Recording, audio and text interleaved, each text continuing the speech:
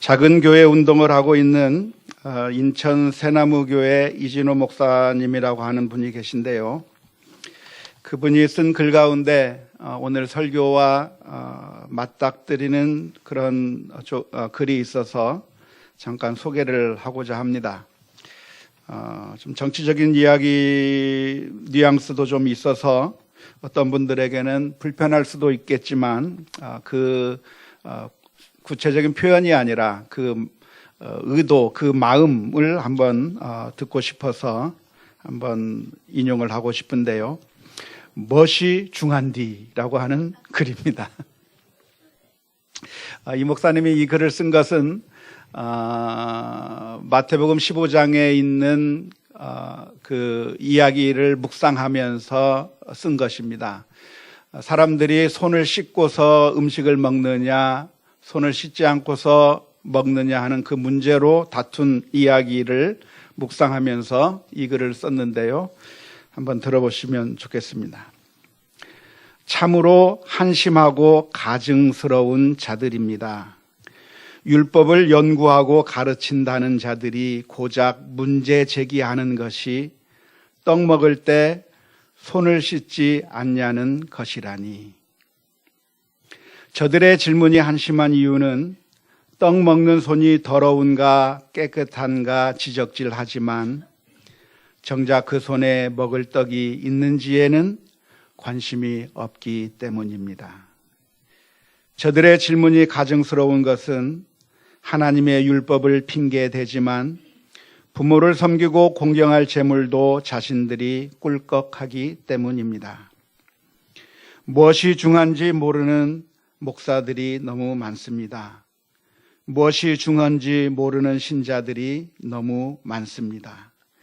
난민, 이슬람, 종북좌파, 동성애 등 성경을 들먹이며 수많은 지적질과 꼰대질을 일삼지만 정작 그들이 먹을 것이 있는지 어떠한 사랑과 이해가 필요한지 조금도 관심이 없습니다.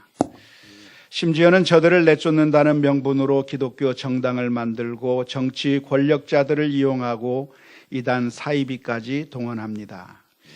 세월호 참사를 당하고 자식이 컨베이어 벨트에서 죽음을 당하고 나라의 딸들이 강제로 성노예자가 되고 나라의 청춘들이 강제로 노동자로 잡혀가고 나라의 아버지들이 해고되어 거리에 앉아도 민족이 분단되어 70년을 갈라져 있어도 질서가 어떻고 화합이 어떻고 말씀이 어떻고 이념이 어떻고 현실이 어떻고 경제가 어떻고 하지만 정작 저들이 무엇을 먹는지 저들의 눈물과 아픔이 무엇인지 저들의 억울함과 고통이 무엇인지 조금도 관심이 없습니다. 입으로 들어가는 것이 사람을 더럽히는 것이 아니라 입에서 나오는 것, 그것이 사람을 더럽힌다. 입에서 나오는 것들은 살인, 간음, 음행, 도둑질, 거짓 증언과 비방이다. 가족 중에도 또 교회에서도 온갖 지적질을 해대는데 한심하고 가증스러운 자들이 있습니다. 자신은 손끝도 대지 않고 자신은 조금도 손해보지 않고 마치 자신이 백화점의 주인인 양, 손님인 양, 마치 자신이 백화점 주인인 양 그렇게 말하고 행세하는 자들입니다. 정작 누가 아픈 사람은 없는지, 누가 슬픈 중에 있는 사람은 아닌지, 누가 억울한 일은 없는지, 밥은 먹는지 보듬고 사랑하고 기도하는 것에는 관심이 없습니다. 그저 기도할 게라고 하는 형식적인 말로 자신의 모든 의무를 다했다는 듯이 자신은 모든 것을 사랑한다는 듯이 그렇게 모든 것을 하나님께 떠맡기고 정작 자신은 그 하나님께 자신의 탐욕과 욕망을 끊임없이 구합니다. 그런 자들은 한심하고 가증한 바리새인입니다. 주님, 율법이 중요한 것이 아니라 그 말씀으로 사랑할 사람이 중하다는 것을 깨닫게 하소서. 말과 혀로만 사랑하지 않고 행함과 진실함으로 사랑하게 하소서. 말을 줄이고 한 손 한 발 먼저 내밀고 걷게 하소서. 보고 싶은 것만 보고 듣고 싶은 것만 듣고 하고 싶은 것만 하지 않고 바로 보고 바로 듣고 바로 행하게 하소서. 아멘. 어쩌면 오늘 우리가 다룰 주제와 연관이 좀 있어서 제가 소개를 해드렸는데요. 예수님께서 길을 걷던 과정 가운데 예수님의 제자들이 안식일 날 길 곁에 있는 밀 이삭을 잘라서 먹는 일이 있었습니다. 그것을 먹은 날이 바로 안식일이었는데요. 그것을 바라본 바리새인들의 마음이 불편했습니다. 신앙적으로 해서는 안 될 일이라고 판단되었기 때문입니다. 그래서 바리새인들은 예수님을 향해서 당장 따졌습니다. 보시오, 저들이 어찌하여 안식일에 하지 못할 일을 하나이까? 우리가 잘 알고 있는 십계명 가운데서 제4계명은 안식일을 기억하여 거룩하게 지키라고 규정하면서 안식일에는 일을 하지 말라고 규정하고 있습니다. 그런데 예수님의 제자들이 안식일 날 예수님이라고 하는 랍비의 뒤를 따라가는 그 예수님의 제자들이 안식일 날 안식일을 범하고 있는 그 모습을 본 바리새인들이 그 모습을 보고 너무나도 불편해서 당장 예수님에게 따진 겁니다. 사실 이 안식일법이라고 하는 것은 아무 일도 하지 말라고 하는 그런 말씀인데요. 이 말씀을 우리가 거룩하게 지키려고 한다면 당장 무슨 일을 해도 되고 무슨 일을 하면 안 되는 것인가에 대한 질문이 떠오르게 되어 있습니다. 안식일날 아무 일도 하지 말라고 했는데 과연 어디까지가 일이고 어디까지가 일이 아닐까, 어디까지는 허용되는 일일까라고 하는 질문이 떠오르게 됩니다. 안식일을 잘 지키기 위해서 직장에 가지 않는다, 가게 문을 닫는다, 그러면 안식일날 일을 하지 않는 것이니까 괜찮은 것일까요? 그런데 가만히 생각해 보면 직장에 가지 않고 가게 문을 닫는 것만으로 안식일을 잘 지켰다고 말할 수가 없는 것 같아요. 예를 들어서 안식일 날 아침밥을 해먹기 위해서 준비하고 점심 준비하고 저녁 준비하는 그렇게 밥 짓는 것은 일일까요? 일이 아닐까요?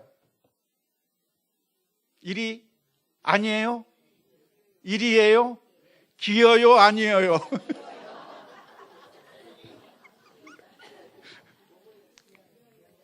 어떤 분은 일이 아니다고 말씀하시고 어떤 분은 일이라고 말씀하셨습니다. 만일 밥을 짓는 것이 일이라고 한다면 혹시 좀 하나님의 말씀을 좀 더 철저하게 지키려고 하는 사람의 입장에서 본다면 아침 준비를 하고 점심 준비를 하고 저녁 준비를 하는 것이 일이라고 생각된다면 그러면 그 하루 전날 미리 준비하는 그런 사람들이 있을 겁니다. 미리미리 준비해서 안식일날 준비하지 않는 열정을 보이려고 하려고 할 텐데요. 그러면 다시 한번 질문을 던집니다. 그러면 밥을 먹기 위해서 손을 움직이는 것은 일입니까? 일이 아닙니까? 그건 일이 아니죠 라고 대답을 해주신 분도 있지만 하나님의 말씀을 좀 더 철저하게 좀 더 신실하게 지키려고 하는 사람에게는 질문이 생기는 겁니다. 그건 혹시 일이 아닐까? 일이지 않을까? 만일 그게 일이 아니라고 한다면 어디까지 움직이는 것은 괜찮은 것이고 어디까지 움직이면 그것은 안 되는 것일까라고 하는 그런 질문들이 생기게 되는 것입니다.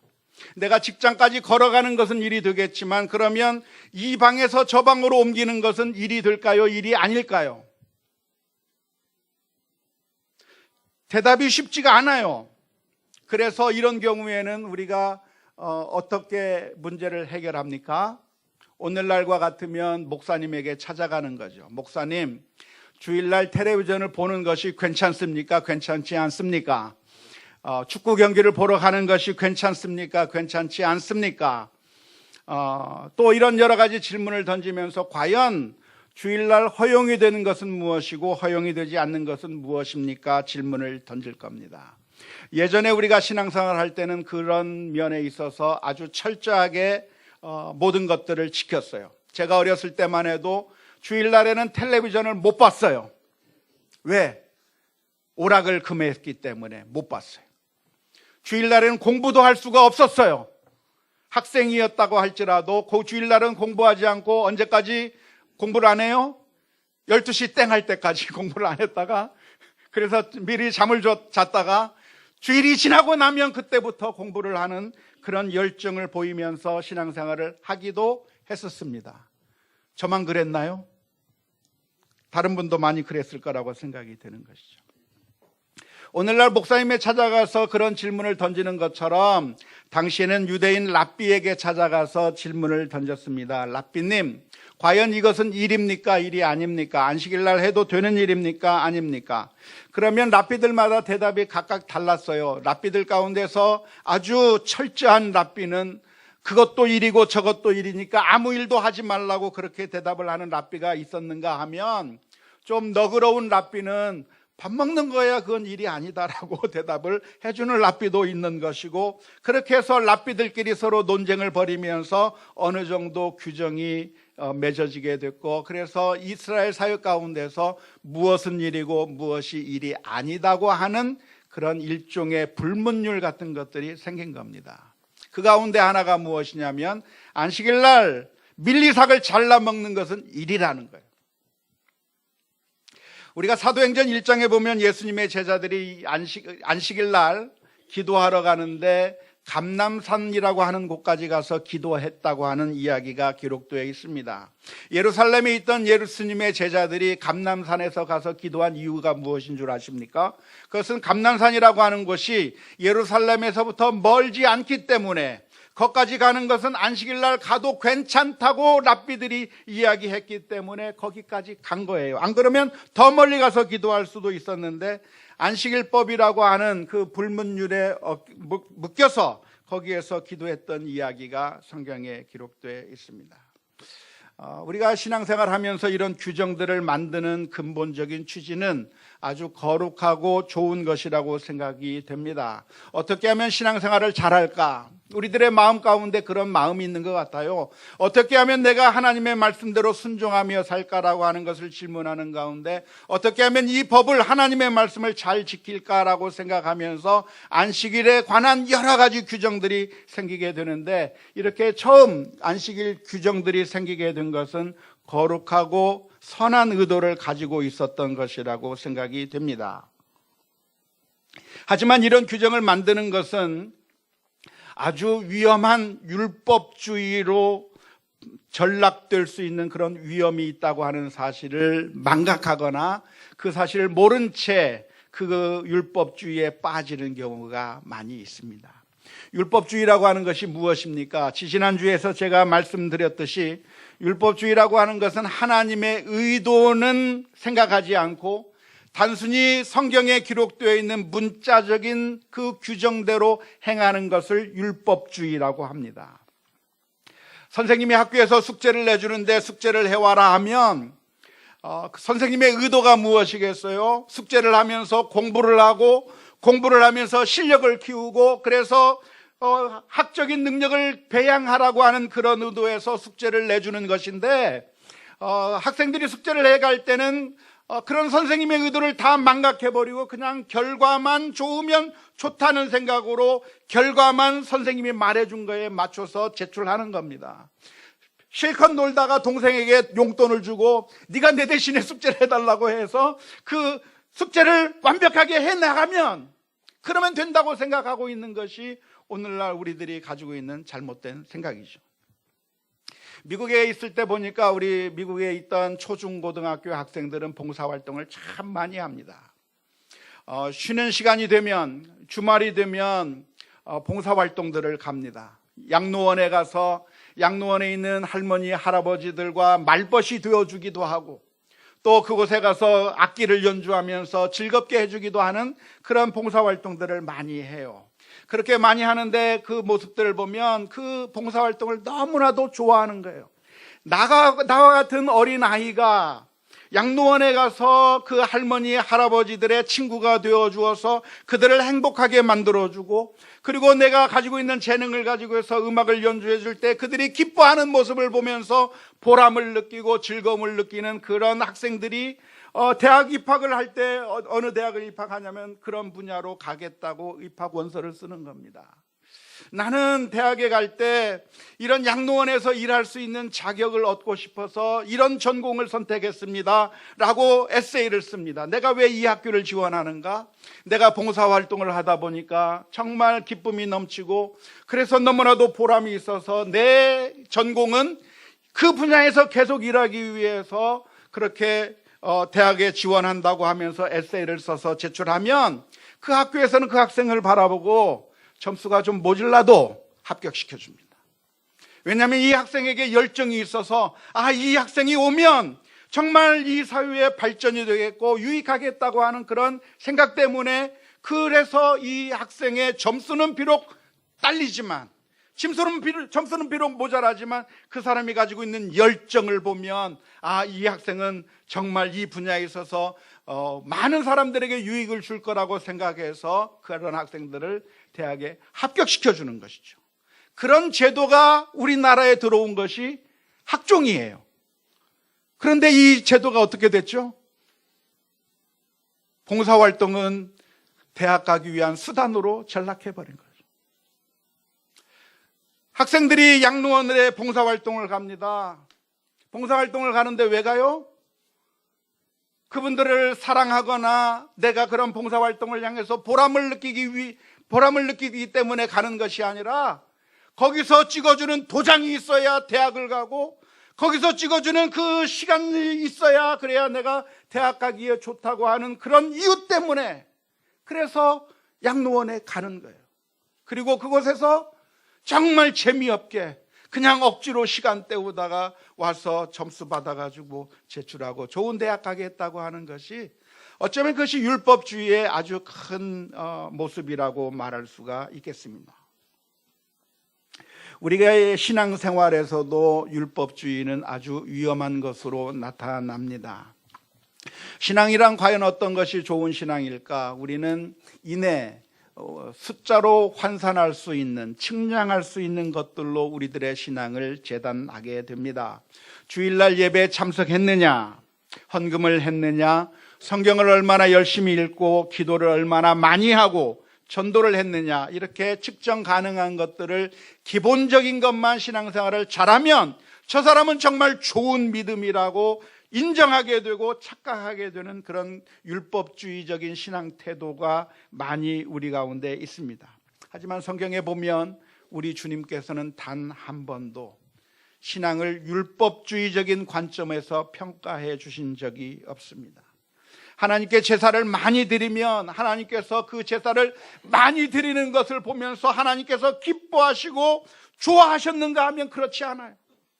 이사야서에 보면 하나님께서 말씀하십니다. 나는 제사를 싫어한다고 말하면서 누가 너희에게 희생제사를 가져오라고 이야기했느냐? 나는 그 너희들이 가져오는 희생제사가 싫다고 말씀하신 분이 하나님이시오.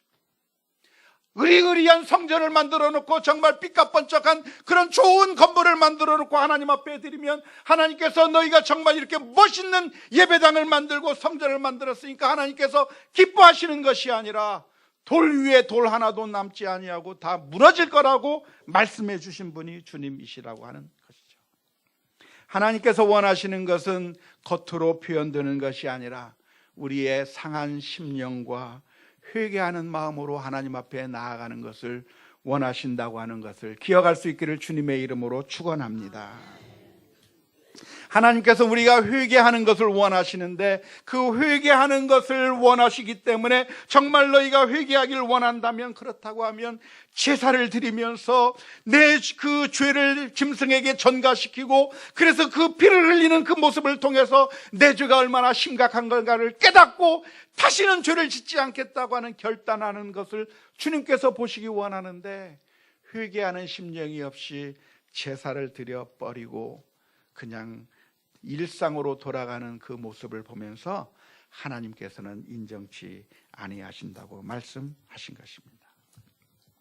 율법주의가 자기 자신의 신앙생활에게 적용될 때 아주 나쁜 것이지만, 제일 나쁜 경우는 그것을 다른 사람들에게 적용할 때가 훨씬 더 나쁩니다. 바리새인들이 하고 있는 일이 바로 그 모습인데요. 예수님의 제자들이 안식일 날 길을 가다가 배가 고파서 길가에 있는 밀리삭을 잘라 먹었습니다. 그 모습을 볼 때 우리가 가져야 되는 마음이 무엇입니까? 하나님은 어떤 마음으로 그 제자들을 바라보고 계셨겠습니까? 하나님에게 있는 마음이 있다고 한다면 사랑과 긍휼의 마음이에요.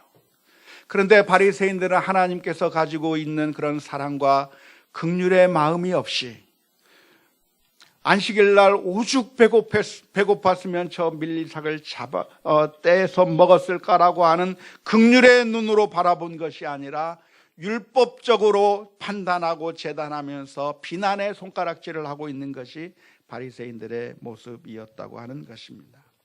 배고픈 사람을 보면 어떻게 하는 것이 정답이죠? 먹이는 게 정답입니다. 슬퍼하는 자가 있으면 어떻게 해야 됩니까? 위로하는 게 정답이에요. 위험에 빠진 사람이 있으면 어떻게 하는 게 정답이에요? 도와주는 것이 정답이에요. 그게 부모의 마음 아니겠어요? 우리 자녀들이 밖에 나갔다가 다치고 돌아오면 뭘 해야 됩니까? 다치고 돌아오면 내가 나가지 말라고 했는데 왜 나갔어라고 윽박지르지 마시고 어떻게 해야 돼요? 감싸주고 싸매주고 그 아이를 안아주고 돌보아주는 것이 그게 부모의 마음인 줄로 믿습니다. 그게 우리 하나님의 마음이에요. 하나님께서는 우리가 죄악을 저질러서 하나님의 말씀대로 살지 못하고 악한 길로 가게 되었을 때 하나님께서 율법의 잣대를 들이대면서 심판해버리고 끝내신 것이 아니라 우리를 구원하시기 위하여 그 아들을 십자가에 내어주시면서까지 십자가 위에서 모든 물과 피를 다 쏟으시기까지 우리를 사랑하신 그 주님의 마음이 우리 하나님의 마음인 줄 믿을 수 있기를 주님의 이름으로 축원합니다. 바리새인들은 그런 하나님의 마음은 망각해버린 채 긍휼과 자비의 관점으로 사람을 본 것이 아니라 율법주의의 관점으로 사람을 재단하고 판단하고 비난하는 것에 그들의 소중한 시간을 낭비하고 만 것인 줄로 믿습니다. 우리 성도들은 현대판 바리새인들이 되어서는 안 될 줄로 믿습니다. 우리의 신앙생활 가운데 가장 위험한 적이 있다고 한다면 바리새주의의 위험이 가장 위험합니다. 성도가 안에 바라볼 때 우리 성도들을 바라보는 관점이 있다고 한다면, 그리고 우리 자녀들을 바라볼 때 그 관점이 있다고 한다면 율법주의적인 관점으로 바라보는 것이 아니라 하나님의 마음으로 바라보아야 되고, 어떻게 이 아이들을 하나님의 사랑으로 양육하고 기를 것인가를 바라보아야 되는 것이고, 사랑의 마음으로 접근할 수 있어야 될 줄로 믿습니다.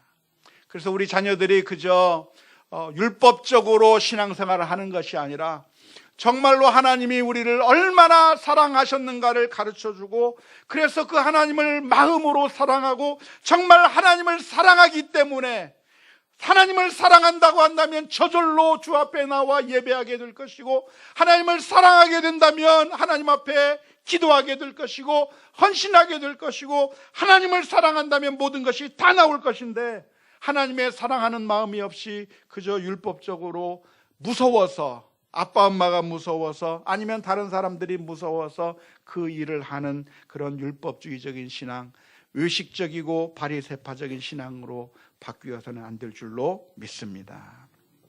예수님께서는 바리새인들의 비난을 들었을 때 제자들을 책망하신 것이 아니라 오히려 제자들을 두둔하시면서 그 옛날 있었던 다윗의 이야기를 꺼내 들었습니다.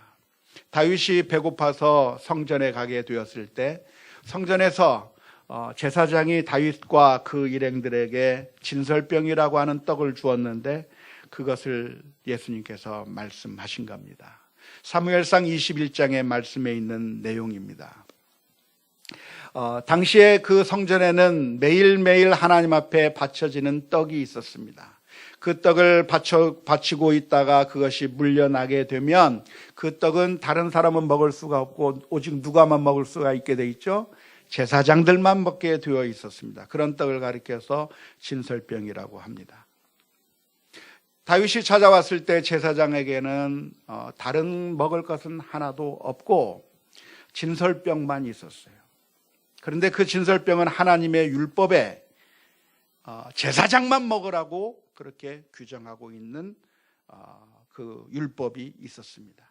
자, 이때 다윗과 그리고 다윗의 일행들에게 떡을 줘도 됩니까? 안 됩니까? 됩니까? 안 됩니까? 대답 좀 해보셔요. 원래는 안 되는데.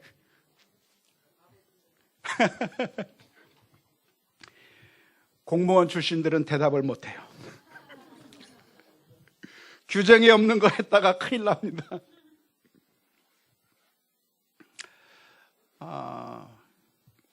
제가 목사님들을 만나서 이야기하는 가운데 다윗과 이런 제사장의 이 전설병을 준 이야기에 대해서 서로 이야기하는 기회가 있었습니다. 그런데 목사님들이 이 문제를 가지고 굉장히 고민들 하시는 거예요. 제사장이 다윗에게 진설병을 준 이유가 무엇일까? 다윗은 먹을 만한 자격이 있었기 때문에 준 것은 아닐까라고 생각하는 것이죠. 다윗은 기름 부음을 받았으니까 먹어도 되는 사람이 아닐까라고 정당화하는 어떤 법을 찾으려고 많이들 노력들을 하세요. 그런데 사실 다윗만 먹은 것이 아니고 누구도 먹었죠? 다윗과 동행했던 다른 소년들도 같이 먹었어요. 사실 하나님의 법은 먹을 수 없는 거예요. 하나님의 법은 제사장들만 먹어야 되는 것이고 제사장이 아닌 사람들이 먹으면 죽을 것이라고 말씀해 주셨어요. 그런데 놀라운 것은 하나님께서 그들을 죽이지도 아니하셨고 예수님께서는 그 사건을 이야기하면서 그 제사장을 책망하신 것이 아니라 오히려 변호하시고 그리고 예수님의 제자들을 변호해 주셨습니다. 저는 공무원적 사고가 필요하다고 생각을 합니다. 공무원적 사고가 있어야 실수가 없고 부정이 없고 문제 발생을 사전에 방지할 수 있는 유익한 장점들이 많이 있다고 생각을 합니다.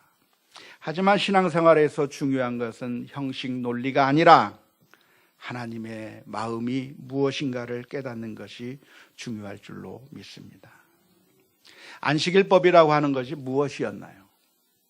안식일법은 일을 하지 말라고 되어 있는데 일을 하지 말라고 말씀하시는 하나님의 의도가 무엇이고 목적이 무엇이었습니까? 그것은 돈이나 재물을 너희들의 하나님으로 섬기지 말고 하나님만 섬기라고 하는 의도에서 안식일을 말씀해 주시는 거예요. 사람들이 돈의 재미를 알고 재물의 재미를 알면서 그래서 6일만 일하는 것이 아니라 7일을 일하는 겁니다. 누가 더 돈을 많이 벌겠어요? 6일 일하는 사람이 돈을 더 많이 벌게 되어 있습니까? 7일을 일하는 사람이 돈을 더 많이 벌게 되어 있습니까? 7일을 일하는 사람이 돈을 더 많이 법니다. 7분의 1만큼 더 많이 벌게 되어 있어요. 그것은 산수이기 때문에 그래요. 진리이기 때문에 그래요. 그런데 하나님께서 말씀하시는 것은 너희가 돈을 주인으로 삼아서 돈에 의해서 돈의 노예가 되어서 살지 말고 돈이 너의 주인이 아니라고 하는 것을 증명하는 의미로 일주일 가운데 하루를 쉬면서 나의 주인이 하나님이라고 하는 것을 고백해라 하는 것이 안식일의 법이에요. 돈에 이끌려 사는 것이 아니라 하나님께서 나를 먹여주시고 하나님께서 나를 살리시고 내게 이만큼의 돈이 없어도 하나님께서 나를 충분히 행복하게 해주시고 충분하게 나에게 은혜를 베풀어 주신다고 하는 사실을 믿으면서 돈의 노예가 되어 사는 것이 아니라 하나님의 말씀에 순종하면서 살라고 하는 것이 안식일의 법입니다. 그래서 하나님께서 말씀하시기를 일주일 가운데 하루는 안식하라, 일하지 말라라고 말씀해 주시는데 어떻게 안식하라고요? 너희 집에 있는 노예들도 쉬게 만들어라. 돈에 혈안이 되어 있는 사람이라고 한다면 자기가 데리고 있는 그 노예를 쉬게 만들 수가 없어요. 그 노예들을 일주일 내내 부려먹어서 그래서 돈을 더 많이 얻고 싶은 마음이 있는 겁니다. 하지만 하나님께서 말씀해 주시는 거예요. 돈이 너의 주인이 아니라 하나님의 주인이고 하나님의 마음을 가지고 사랑과 자비를 베풀어야 살아야 되는 것인데, 그 노예들마저도 일주일 내내 부려먹지 말고 6일은 일하고 하루는 안식하게 만들고 하나님의 사랑을 느끼게 만들어주고 하나님의 그 은혜를 체험하게 만들어주라고 하는 의미에서 안식일 날 일하지 말는데 아무도 일하지 말고, 나그네가 너희 집에 와서 있어도 일하지 말고, 노예가 일하지 말고, 남종이나 여종이나 아무것도 일하지 말라 말씀해 주시기 위해서 이 말씀을 해 주신 것이 안식일의 법이에요. 그런데 그 안식의 법으로 사람들을 책망하고 비난하는 전가의 보도로, 사람을 죽이는 그런 전가의 보도로 사용하는 것이 바로 바리새인들의 모습이었습니다. 하나님의 마음은 무엇인가? 하나님의 마음은 하나님께서 그 사람들을 사랑하시는 모습을 인정하고 이해해야 될 줄로 믿습니다. 제사장은 율법의 규정을 알았습니다. 제사장들만 먹을 수 있다고 하는 것을 알았지만 하나님의 마음을 더 잘 알았습니다. 하나님의 마음은 무엇인가? 불쌍한 자들에게는 은혜를 베풀어 주시고, 가난한 자들에는 먹이시고, 줄인 자들에게 먹이시고, 목마른 자들에게 물을 주시는 하나님, 은혜를 베풀어 주시는 그 하나님이라고 하는 사실을 기억하게 될 때, 제사장은 율법의 문자적인 규정은 따르지 않았지만 하나님의 마음이 무엇인가를 정확하게 알고 그 말씀대로 실천해 주신 줄로 믿습니다. 예수님께서 그 이야기를 꺼내면서 바리새인들에게 말씀해 주시는 것입니다. 마가복음 2장 27절 28절의 말씀에 이렇게 기록합니다. 또 이르시되 안식일이 사람을 위하여 있는 것이요 사람이 안식일을 위하여 있는 것이 아니니 이러므로 인자는 안식일에도 주인이니라. 교회가 시간이 흐르면서 전통이 세워지게 됩니다. 우리 교회는 그래도 역사가 짧지만 역사가 길어지면 길어질수록 전통들이 하나씩 둘씩 만들어집니다. 그 전통들은 나쁜 것이 아니라 사실은 어떻게 하면 하나님의 뜻에 제대로 순종하며 살 것인가에 대한 고민에서 나온 것이고, 그리고 어떻게 하면 바르게, 어떻게 하면 제대로 잘 할 수 있을 것인가, 수많은 사람들의 지혜와 그리고 노련한 그러한 묵상들이 다 섞여서 이런 전통들이 만들어지게 됩니다. 그런데 사실 그러한 전통들이 사실은 시간이 지나가면서 그 전통을 만들었던 의도와 하나님의 마음은 다 어느새 빠져버린 채 사람을 살리는 전통이 아니라 사람을 죽이고 비난하고 또 정죄하기 위한 수단으로 바뀌어 버리는 것은 시간 문제입니다. 우리 교회가 새 예배당을 마련하고 이곳에 들어와 신앙생활을 해 나가는 가운데 앞으로 많은 역사들을 만들어 갈 것인데, 두렵기는 우리 교회가 이 세상의 수많은 교회가 그런 전철을 밟았던 것과 똑같이 그런 전철을 또 밟을까 봐 두렵고 걱정됩니다. 그래서 우리는 늘 하나님의 마음이 무엇인가를 발견해야 하고 또 분별해야 합니다. 종교개혁자들은 그래서 늘 종교개혁을 하면서 이런 이야기를 많이 했어요. 제 방에 가시면, 3층 제 방에 가시면 제가 라틴어로 글귀 하나를 써놨는데 그게 무슨 소리인지 모르시겠지만 번역해보면 한국말로 이렇습니다. 개혁교회는 항상 하나님의 말씀에 따라 개혁돼야 된다. 예전에 했던 일을 그대로 반복하고 그대로만 하는 것이 정답이 아니라 과연 이것이 하나님의 뜻에 맞는가 맞지 않는가 또 살펴보고 또 살펴보면서 자꾸만 하나님의 말씀에 비추어서 고쳐가지 않으면 결국 망하는 길로 가게 되어 있다고 하는 사실을 저와 여러분들도 분명하게 기억해야 될 줄로 믿습니다. 예수님께서는 이 세상에 왜 오셨습니까? 사실은 우리들에게 안식일법을 강요하기 위해서가 아니라 우리들에게 참된 안식을 주시기 위해서 오셨습니다. 우리가 영원히 멸망당할 수밖에 없는 그 순간에 주님께서 우리를 향해서 수고하고 무거운 짐진 자들아 다 내게로 오라 내가 너희를 쉬게 하리라 말씀해 주시고, 우리를 쉬게 하시기 위하여 주님께서는 십자가 위에서 피를 흘려 주심으로 말미암아 우리를 구원해 주신 놀라운 은혜와 축복을 저와 여러분들이 받은 줄로 믿습니다. 우리 어머니들이 집에 오면 우리 자녀들의 방 이것저것을 청소하면서 그 아이의 모든 것들을 다 회복시켜 주시고 가시듯이 우리 주님께서는 우리의 연약함과 우리의 죄와 모든 것들을 다 씻으시고 영원한 참된 안식으로 우리를 넣어주시기 위하여 십자가 위에서 피 흘려주시고 구원의 은혜를 베풀어 주신 줄을 믿고 믿음으로 승리하는 우리 모두가 다 될 수 있기를 주님의 이름으로 축원합니다.